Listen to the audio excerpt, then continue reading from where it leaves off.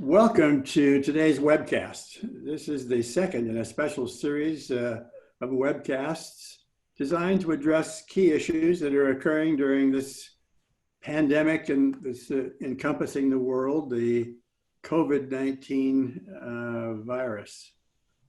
As you can see, Joe Folkman and myself are in different offices, and we are doing our best to practice all of the social distancing and physical distancing that's being recommended. As you all well know, we are facing some serious challenges, and there are a variety of skills that challenge then kind of calls for us to muster. And those skills are shown on your screen. They involve our ability to get people to stretch to higher levels, our ability to kind of help people see the bigger picture. There are tools that would help us be more externally focused. There's the ability to lead change, our ability to kind of drive for powerful results, our ability to kind of practice teamwork and collaboration and so forth. But the skill that seems to have the most immediate impact and seems to help or hurt leaders the most is the one that we're talking about today. And that is the ability to communicate powerfully and prolifically. Joe, show us what that really means. Well, we did some research here where we looked at data from 97,000 global leaders.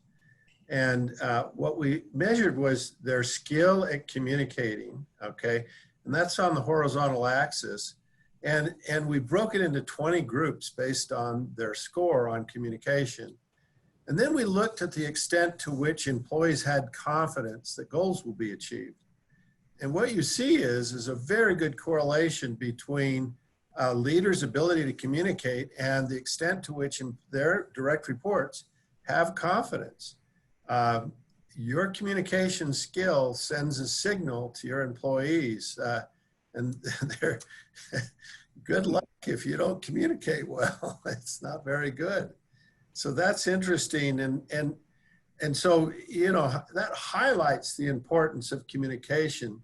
But I did this study where we looked at pre-post data. So we did a 360 assessment with people, and then 18 months later or 24 months later, they did a second assessment, and we compared the first against the second. What I was interested in was the skill that got the most improvement from the most people. And this shows the number of people that improved. And as you can see, communicates powerfully is the top skill there. What Jack and we discussed this a while back, that this is the skill that's easiest to develop and is the most malleable skill, I think, as people looked at it, that they found that people could if they worked on this, most people can do something to improve it. And as we watch television, and we're certainly all watching more television than normal, we see our national leaders, our governors, our healthcare task force experts. We see a variety of news commentators who are practicing their communication. And we're seeing how important that really is, particularly at this time. Yeah, even though if you're like me, I'm getting really tired of listening to it. It's like, oh, let me get depressed some more. But there's a lot of things you can do to improve your communication. And this is just a list of some of the things you can do. And the question is, as you think about all the ways you can improve your communication, there's 100 different ways to do it, but which ones help the most? Which ones would make the most difference and have the most power? And so one of the things we're going to do today is show you some of our research that we've done and look at what things can actually help you improve your communications. And the first one I want to look at is credibility. Jack, you've seen some really interesting video of credibility and lack of credibility, haven't you, in the last couple of weeks? We have a lot. Well, what we did here is we created created a credibility index. And we did that by combining technical professional expertise with problem solving ability. I think that for me is the apex of credibility. In other words, I have knowledge and I can fix things around here. And we looked at that and we correlated it where you can see on the graph there that the vertical bars are the extent to which people communicate powerfully. And it's really clear that there's a strong correlation between a person's credibility and their ability to communicate powerfully. I mean, when people have credibility, you really listen. And every time I see some headline that they've got Dr. Fauci on the phone, I listen because that guy really, I'm so impressed with him, and he really, he knows, and boy, I'm just so impressed with him. Jack, I know you have the same feeling about him. I do, and I think that leads us to then a very important analysis, and that is about, so what's more important is the thing that he has a wonderful ability to communicate well. He is a good communicator. He's got a nice smile on his face. He stands up. He's very confident. He has a lot of good qualities. But I think without question, the thing that sort of just reeks is his credibility, his 30 years of experience in having been involved in this kind of work, and his just very consistent message that you just know that he's not doing this for anything personal for him, but he's doing it out of real concern for the United States and its well-being and its welfare. And he's just, he's so consistent and he's so credible. And so hence this study where we looked at people who were low on communication ability, but high on credibility, and those who were high on communication ability, but low on credibility. And we actually found that the confidence of employees was higher when the credibility was high, even if the communication was low. And so you can be a bad communicator, but if you've got great credibility, people rate you. And again, we calculated the significance of this, and we even did another analysis where we randomly selected 50% of the sample and still got a statistically significant result, which even in an experimental method, we found that this is a significant finding here. So how do you build credibility? Well, we certainly know that there are some right and wrong ways to build credibility. The wrong way is to have the people have you believe that simply because of your title or your position that you have credibility. Or it is to believe that by your actions, by your facial expressions, by your posture, by how you go about presenting things, that you will build credibility. Or that you can build credibility by not being willing to accept and address difficult questions. Those are all the wrong ways that leaders build credibility. The right way is to build credibility by being very, very, consistent over time. It is to kind of bring together experts and bring together both expert information and knowledge that you can amass, but also to sponsor and include other people with expertise. And that gives you a much greater credibility. And when we've seen these news broadcasts where you have an assembled team of real experts, you come away from those experiences sort of saying, yeah, I have good reason to believe what I'm being told. When people are willing to acknowledge that they don't have an answer to every question and that there's information that's lacking and that you're willing to go try to find it, that willingness to admit that you don't have all the answers actually enhances your credibility.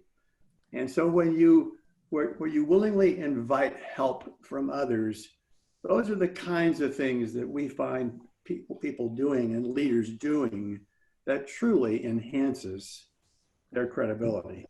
Jack, I remember when you and I were giving a presentation once, and you were up delivering, and someone asked a really difficult question, and I thought, boy, I'm glad Jack's up front. I have no idea how to answer this question, because it was kind of this thing of why is there hair, something like that. I mean, it was impossible to answer. But the thing you did was that you looked at the group and you said, this is a smart group of people. You're all wise. You got a lot of wisdom here. What do you people think? And two or three of them picked up. And then after they spoke, then you said something about it. But I noticed how that gave you credibility by doing that. And I think people worry about that. I just think that doing that adds to your credibility when you invite others to comment. Yeah, absolutely agree. So let's just talk about the thing that we face today, particularly in the midst of this terrible coronavirus pandemic. There is a great temptation when you're a leader. If you don't have all the answers, if you don't know what the future really holds, there's a tremendous temptation to kind of stand back and wait until you have the answers, wait until you have a more long-term visibility. And I guess if there's one big message that we would have you think about today, and that is, at this moment in time, more than any other, our people need us to be good communicators, to stay on message, to check with other people, but they need to have information emanating from those of us who are put in positions of leadership. We've had a chance to kind of, see a variety of styles and approaches. We've seen some really excellent examples, and we've seen some also less than effective examples. Certainly what we see is that when the presenter is nervous or halting and they're kind of unsure of themselves, that tends to kind of diminish the confidence that people will have in their message. We've also seen situations where the presenter engages in long, tedious, kind of boring descriptions, looks down at a piece of paper and reads things to us that could easily have been presented on a slide or in a more compelling kind of way. And what we've observed about ourselves and about other people who are there is that people quickly tune out. On the other hand, when a well-delivered communication is given, it does change our attitudes, and it does change, or it increases our willingness to be a follower. What we see is that the emotions of the person who is making the presentation are extraordinarily contagious. And when we see leaders and presenters who are prone to make communication memorable by using stories and parables and metaphors, illustrations, we see how helpful that is in terms of people being able to digest the message. So delivery can make a big difference in whether we have a positive or negative effect as a community. It really can. And again, practice delivery always helps. And what I've found is a lot of times people that do a poor job never practice. They say, well, you're a natural. Yeah, I did it 10 times. I practiced. I went over the script. One of the things that piece of research that we found by Fowler and Christoph was his study on friendship and positivity. And what we found is, if what we're showing you here is a social diagram, a friend of a friend of a friend of a friend. And what it measures is a person's happiness. And the dark circles and squares represent people who are unhappy, and the light ones, people who are happy. And the squares are men, the circles are women. What you see is that there's clusters of people that you can see how there's clusters of the dark ones and clusters of the light ones. The research found if you have a friend that is happy, the probability that you'll be more happy goes up by 25%. And there's also something called 3 degrees of separation, where if you have a friend and they have another friend and the friend of the friend is happy, that makes your friend happy. That can actually affect your friend's happiness. So if our happiness is affected by those we associate with right now, how much can other emotions, and especially the emotions of a boss or a manager or a leader, affect how we're feeling? And it can have a tremendous effect. So your emotions are contagious. Be aware of that as you start to present. Right. Let's talk a little bit about the quantity of communication. So this is one more issue that we all need to think about. We've all seen some examples of having too little. If a leader seldom communicates to his or her people, doesn't often either speak to them in any kind of a group setting, or communicate with them using technology, or communicate over telephone messages, how much influence does that leader have? We fundamentally know that leadership is a quality that is basically conveyed through the communication process. On the other hand, if you see a leader whose communication comes in very terse bullet points and quick sound bites, that leader also isn't all that persuasive or influential in your life. On the other hand, there's an extreme of having too much. I don't know about you, but as I open my email every day, there are some organizations from which I receive daily, and it seems like almost hourly emails. And there's a point, at least in my experience, when you get a little bit kind of hardened, and you tend to ignore a source of information that just comes at you steadily.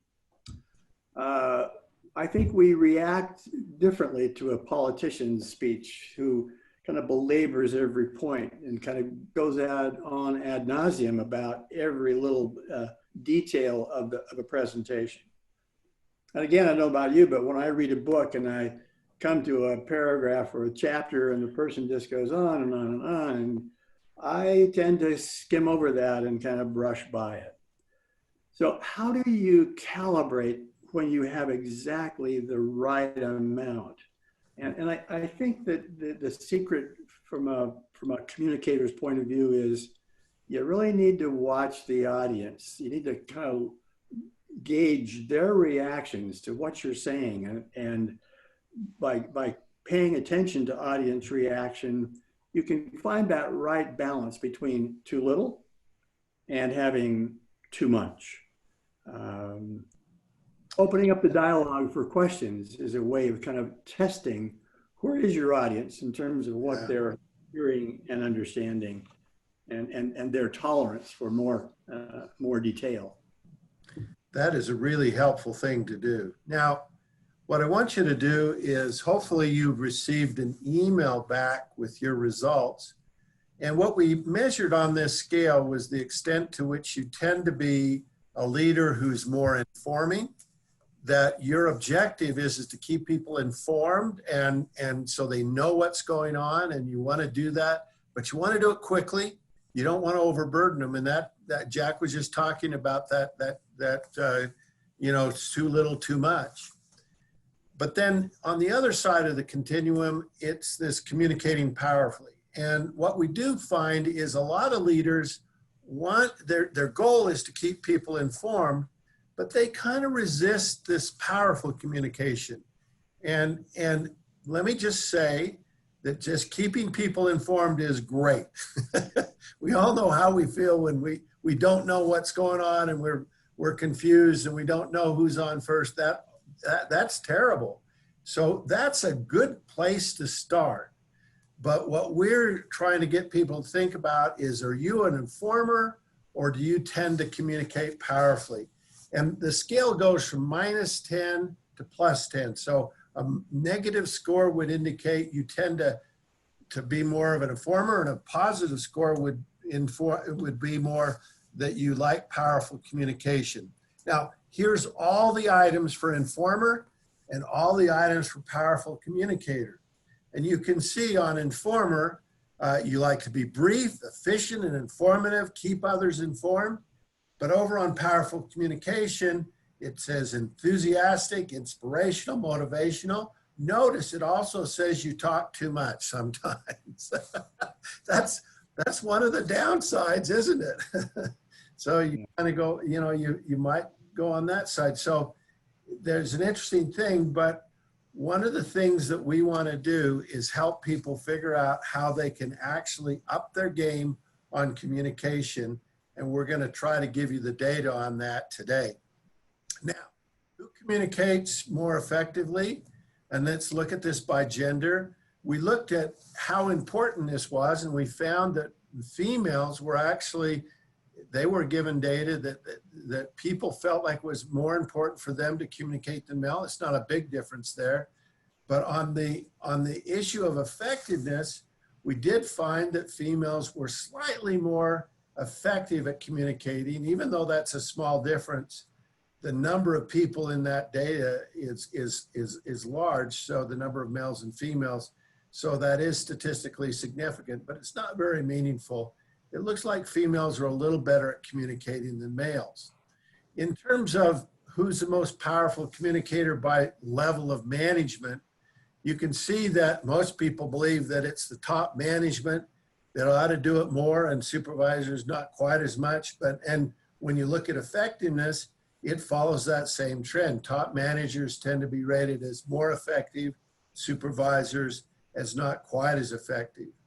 So how do you improve your ability to communicate? Jack, tell us about how we can. So let's just look at some of the data that we've been able to amass over the years about what is it that the people who are given very high scores on their ability to communicate, what is it that they do? We collected data from some 97,000 leaders. And what we saw was that those leaders who were rated highest had 5 key behaviors that they consistently seem to practice. And those 5 behaviors are listed there. They inspire and they motivate. They bring strategic perspective, they identify priorities, they address individuals, and they build trust.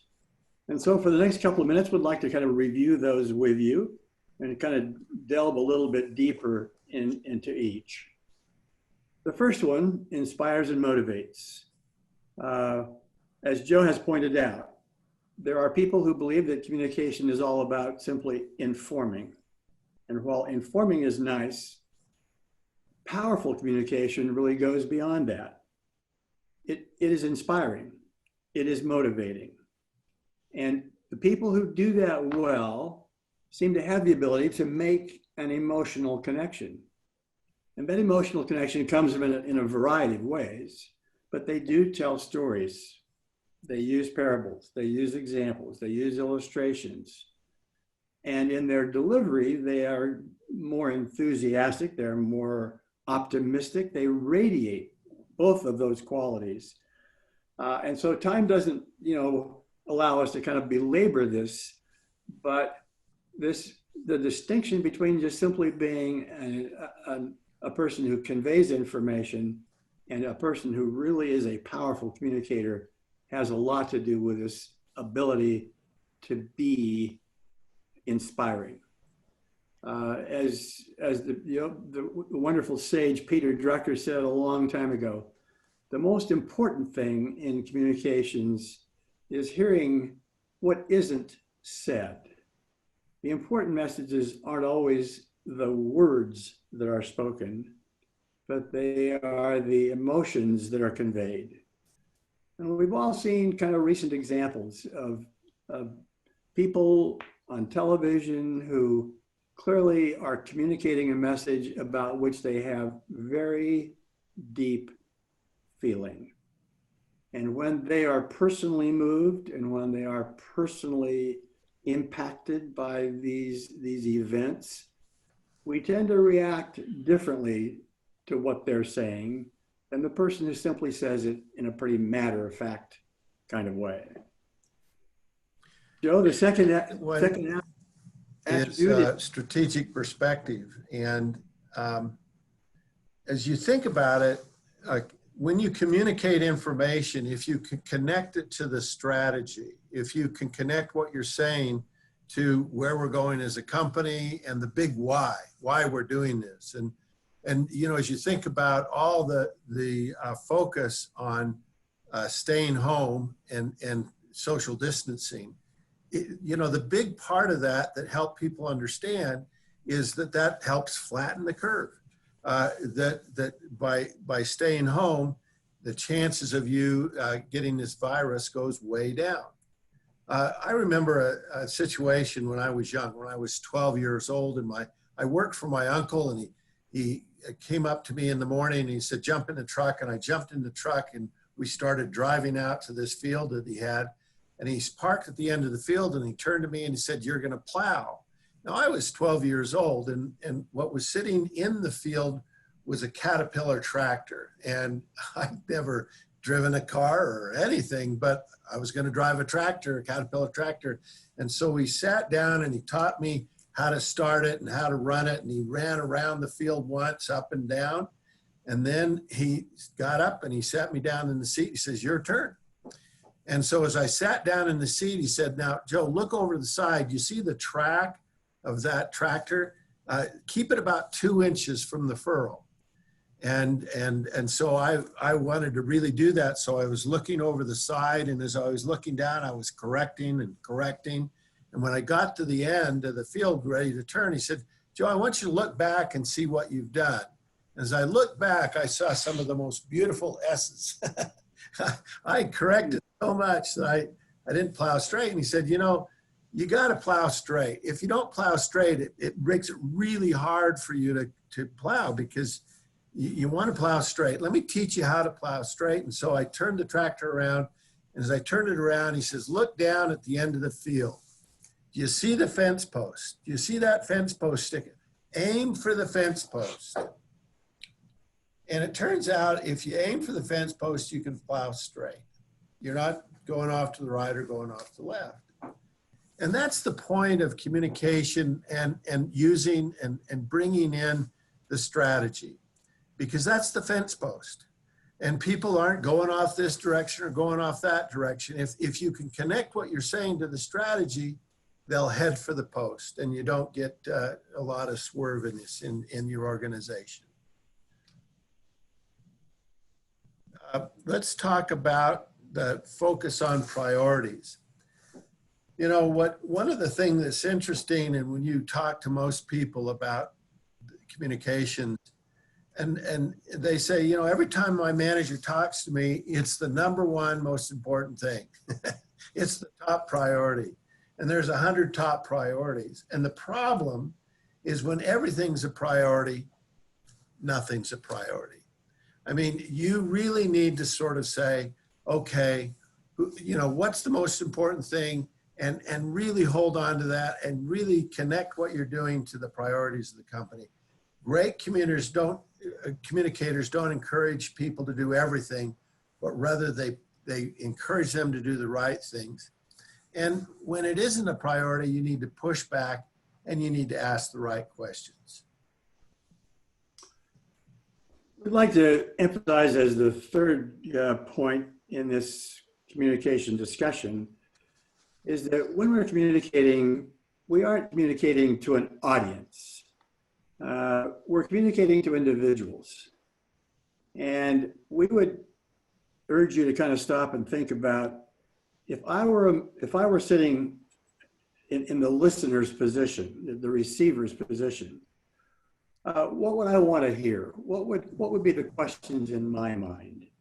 And if we are able to kind of put ourselves in the position of our hearer and really think hard about what they are concerned about, what are their primary worries? What are their primary questions? Where are they missing information that you uniquely possess? We think that ability to kind of change the communication to be appropriate to the people to whom you're speaking, and to tailor the communication to the group to whom you're talking is really a key in terms of having powerful, prolific communication in today's very challenging time and world.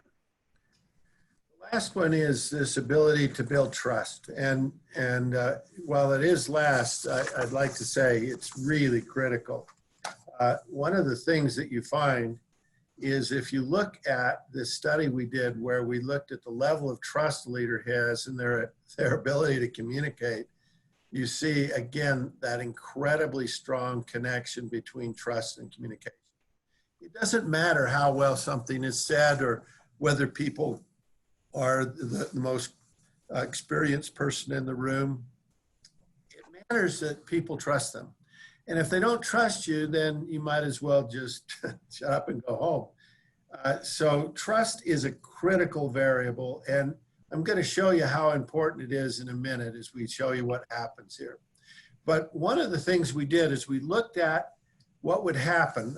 Because we've got so much data, we can simulate the effect of just it's a little bit of improvement on each of these things. So let's say that you took these 5 characteristics and you were below average on all 5 of them. Your ability to communicate would be at the 19th percentile or average up to 19.5 percentile. But if you were above average on one of the 5, any one of the 5, your ability to communicate almost doubles. It goes up to the 35.9 percentile.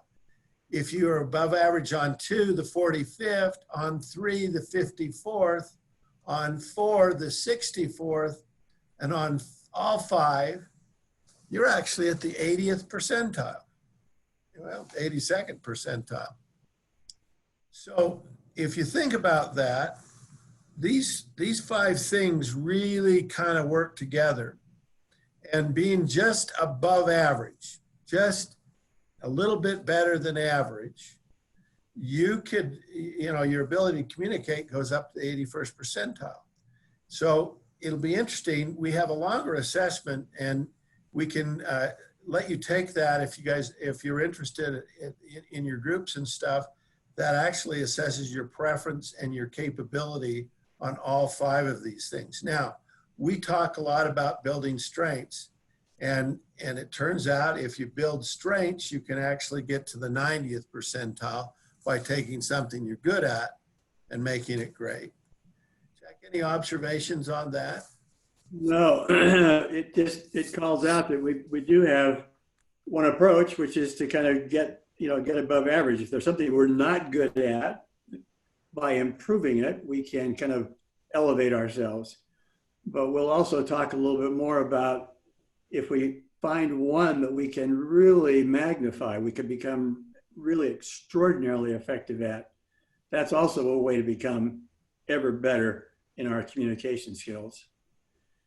I mentioned trust and how important trust is. And so if you're and we talk about strengths, but we also talk about fatal flaws. A fatal flaw is a competency at the 10th percentile.